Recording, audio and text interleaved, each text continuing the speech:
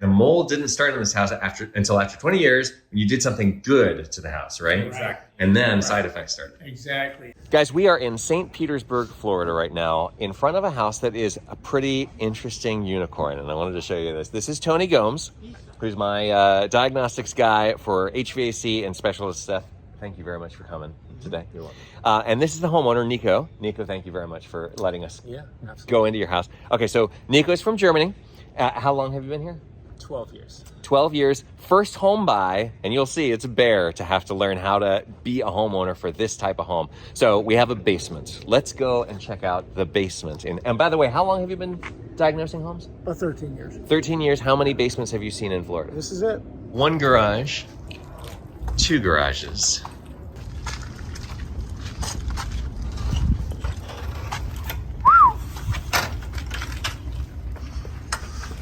Is it just one major addition? One major addition. Okay. So this is the second garage. Bada bing.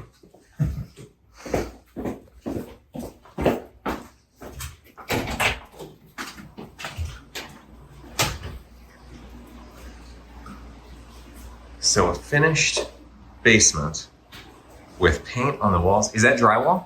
That is drywall. That is drywall right there. Okay, and then we've got it vented to the outside.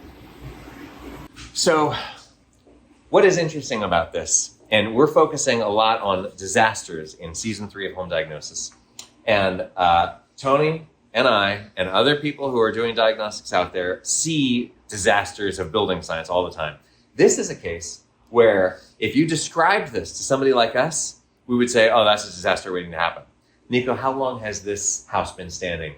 20 years. 20 years. Mold issues? Nope. No mold issues. Vented, finished basement in St. Petersburg, Florida. So the question is like, number one, how did this happen? So let's talk about how it has stayed dry.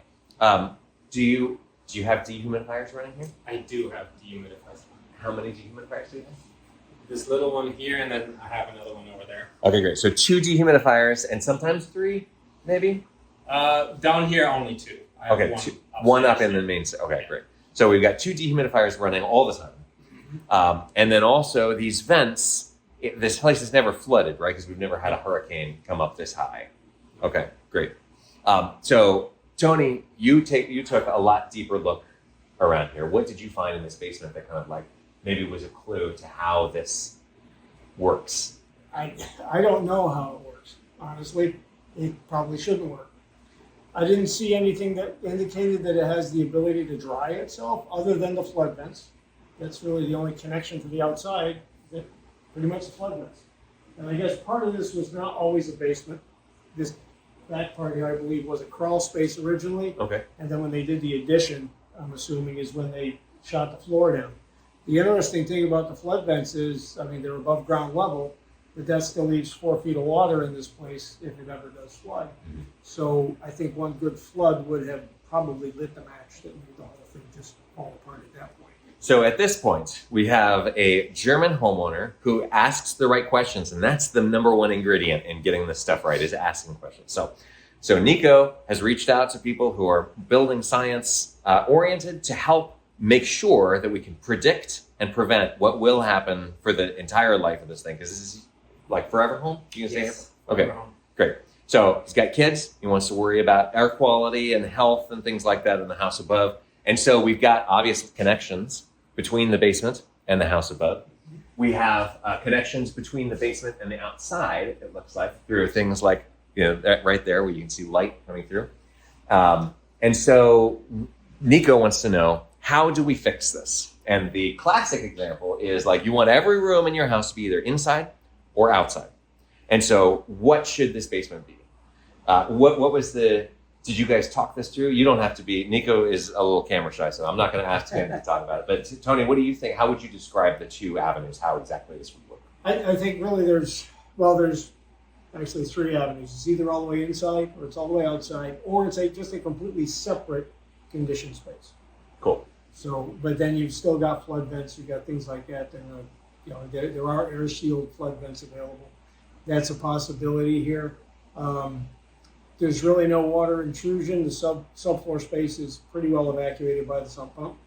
Concern there is any water that would be above sump pump level would the sump pump's dead at that point, and you still end up with rising water here. So it depends on what the end use of this is going to be. Is it going to be usable space? Is it going to be storage space? Is it, where does that go? As far as keeping this separate from the house, I mean, air sealing of the entire ceiling structure here is going to be required. And not just with drywall, which is what is up there right now. Yeah, that's it.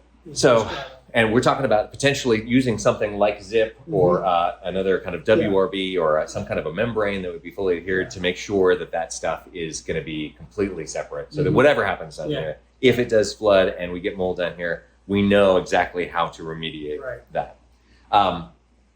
So as I understand it, this was a boat building workshop. Is that what it was for? Yes, the previous owner was a boat builder, and this was his shop. Okay. So he converted this. It used to be a crawl space, and he finished it about 20 years ago. And a permit was not pulled on making it a basement.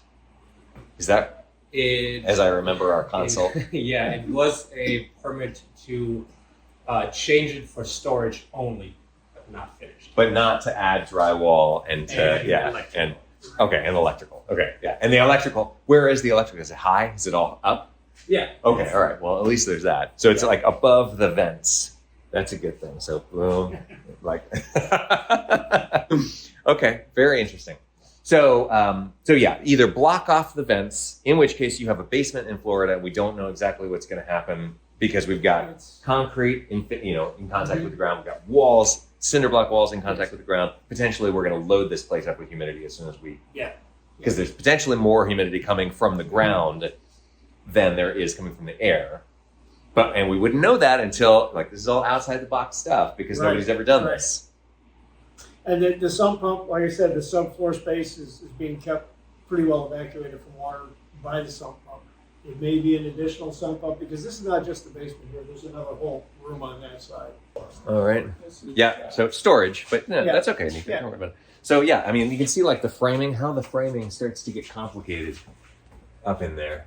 You see that you have access to all kinds of things. Once you start opening up cavities inside of a home, you start finding all kinds of interconnected air leakages, which is one of the topics of one of the episodes of season 3 is where the air goes. And so it's not just about the air that's traveling through the cavities, but it's also about the HVAC, right? Which is another thing that we're looking at in this house. Exactly. Which we have technically running with the dehumidifiers on here, but we're not temperature controlling it. Niko, was there insulation up in these cavities? Yes, this was just built last week, but there was insulation. Okay. Basically. Through, and then any place where you opened up the ceiling, there was insulation there. Okay, got it. And here's the other room. So there used to be a furnace here or a water heater? No, this was for the dryer vent. This was the dryer. Yeah. What? Okay, hang on a second. This is not going to be a separate video, but my God. So the dryer is up there, it shoots down, and then that is like a lint collection bag? I think that's how it was designed, yeah. So it's basically like a drop leg on a gas line. It's like a mud line. To catch all the guns. That's hilarious. I love it. I love it. An engineer. Oh, that's so great. Okay, and there's your other dehumidifier. Yeah. There's some vents. Okay, and then we've got your line set. Okay, interesting. Okay, let's go upstairs and take a look at the inside.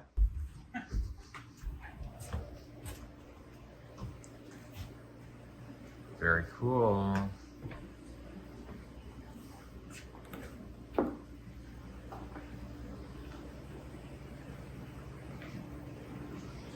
So the question also is what to do about this room, because we've got a small attic space up there with this cathedral ceiling, the web trusses there that you can see holding the ceiling down to a different pitch than the roof is at. So what's your thought about this? We talked through this on the consult, right? Yeah. So you're making the attic is going to be a vented space still? This is going to be vented, yes. Okay. So I'm just going to bat it with probably mineral wool and leave this a regular vented attic. Got it. Not optimal for the AC, but I'm trying to avoid spray foam. That's one of my main goals. Gotcha. Not install spray foam. So I think I will have to leave this vented. The bigger question is the other attic. Okay, out cool. there. Which we'll get to. Yeah, right. So the walls here, we have, there is this, as I remember it, this is the sheathing. That is the sheathing, yes. Okay, so they basically, It's an inch polyiso foil faced. okay, so the shear strength is provided by these straps. Yep. That's like old school way of doing it. And this is, there's no plywood or OSB in this wall. On the other side of this is the outside, is the siding. And so, And, mind you, no WFB.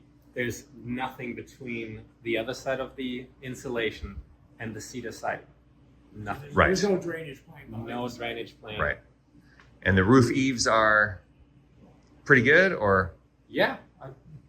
great? I did not notice that from the outside yet, but okay. So at least they're using insulation at all. Like that's a nice thing. But what we do now about that and whether did you decide to remove the siding? Because that was kind of a big job. I have not decided yet. I'm going to point the camera at you again. I'm sorry. You keep saying interesting things. No, I think we will replace the siding, resheath the house, air tighten it, put a drainage plane on it, and then probably re-side it with hardy. Yeah. Forever home, Or man. any It's- kind of cementitious Yeah. siding. Okay, big decisions. So yeah, like again, another little side attic that's going to be connected to the top attic. But what exactly is this all going to do? How exactly all this gets done is always the question. So when you start taking a house apart, you'll find little things that are interesting. Like, is that wall going to get insulated the same as this? There are different depths. So how exactly is this going to work? And where are all the layers going? Where is the defined enclosure of the home? Let's go take a look at that top floor. Nice. Yeah. That's just during construction. Good. Try. That's great. Love it. So basically, we don't have a centralized enough house. We have a house with a layout that's going to give us a hard time using one HVAC system. So you've got multiple duct systems, and one of them is going to have to be in this attic, right on the top floor. Either up there, or I have to sacrifice this bedroom and make this a utility room / laundry space. I love it. What in the world was this for? What would you reach through this? We're not 100% sure, but the old laundry was in the first floor right below here. So we think this was originally planned as a laundry chute, but never finished. So this is one of my kids' bedrooms. So it was like a nice little door into the attic. Perfect size for a 5-year-old. That's great. Okay. Right. All right. So the new roof is going on, but Niko is pausing the roof over this section so that you can potentially condition this attic Yes. by adding more insulation on the outside and then another layer of sheathing. Either I build the air handler in here, but I have to extend the closet and kind of sacrifice this bedroom, or I insulate the attic or make it a conditioned space so I can put the air handler up there. This opening here is out to soffits that are vented, and it extends all the way to the end of the house. And what we're standing on here is the inner floor space that is open essentially to the outside.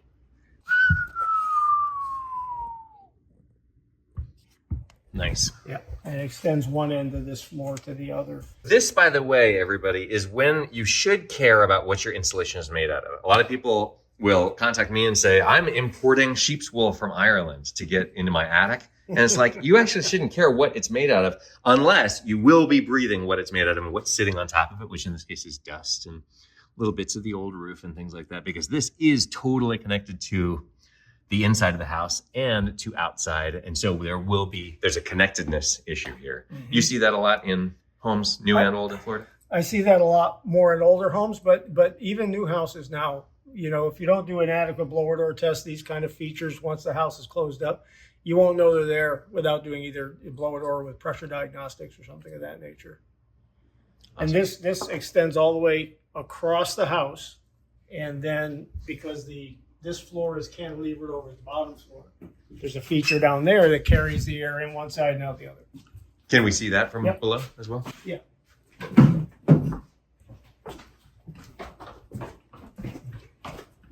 This inner floor space connects all the way over to where we originally were. This goes over the top of the garage. Yep. And then to the outside. Oh, wow. So the garage is part of the conversation too.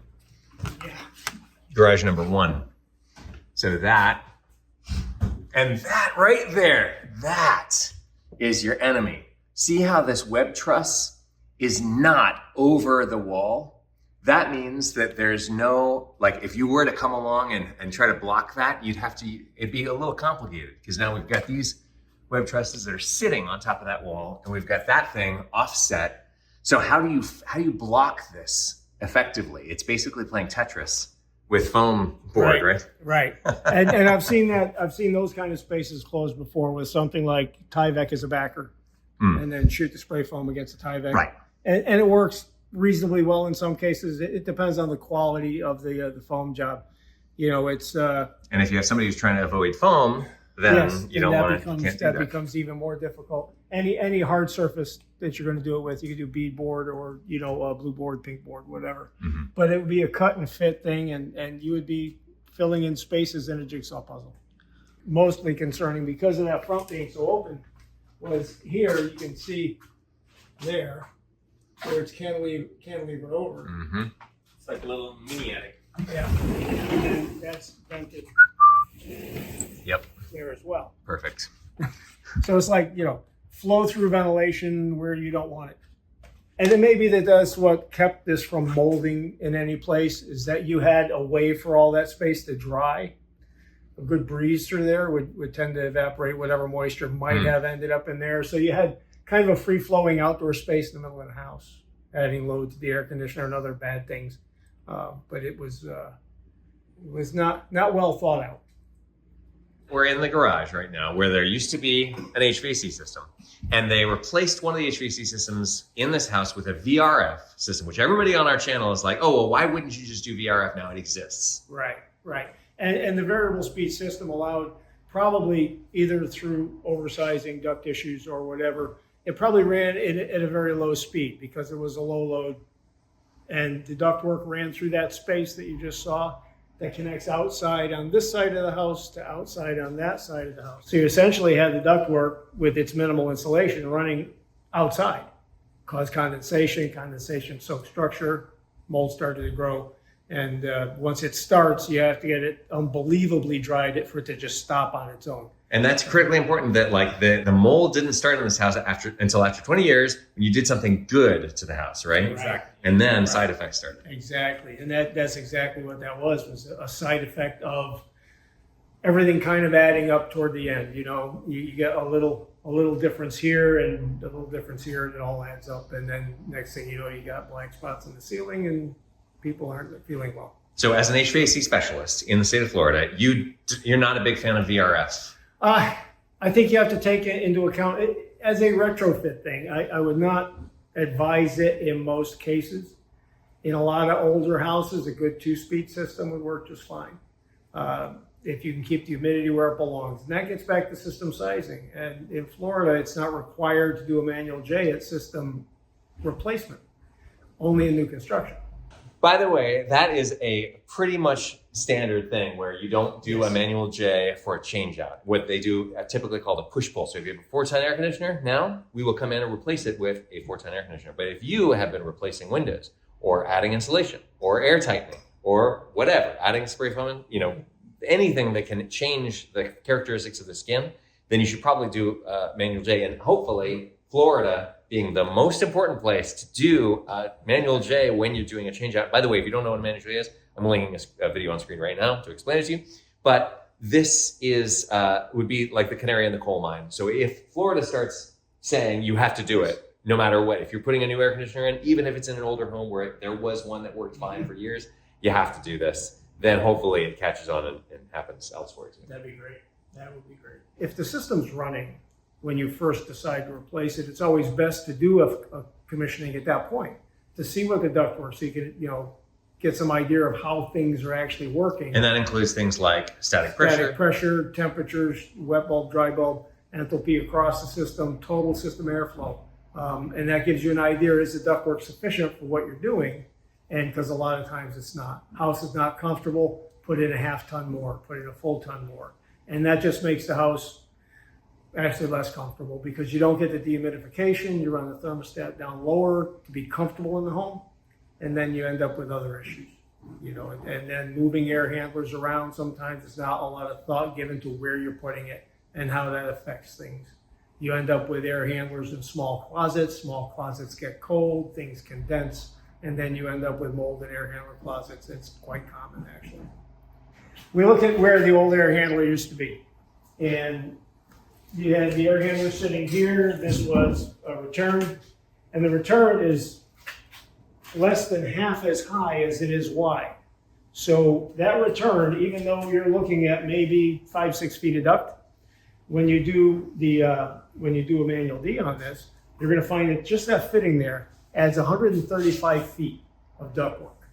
That affects the duct The size. fact that it's taking a 180-degree turn right there. Yeah, the 90-degree turn and the short depth of the turn. Okay. In commercial, they would put turning vanes in something like that. Never done in residential. Actually, I've had residential air conditioning companies that, like, I had 2 heads when I recommended it. But just by the size and shape of that, you've added 135 equivalent feet to the duct. And that can affect duct sizing downstream because now your total restrictions get to be that much larger. And the same kind of thing happens with flex duct. Should be pulled straight and tight, should have hard 90s on the end, never does. Soft 90s collapse over time, and then you put more restriction as the system gets older. And now if you're going to do a change out and you're not looking at system pressures, duct pressures, then it's real easy if the system got oversized over time for you to put a system on a duct system that just can't handle the airflow. And that just causes more problems, cascading problems.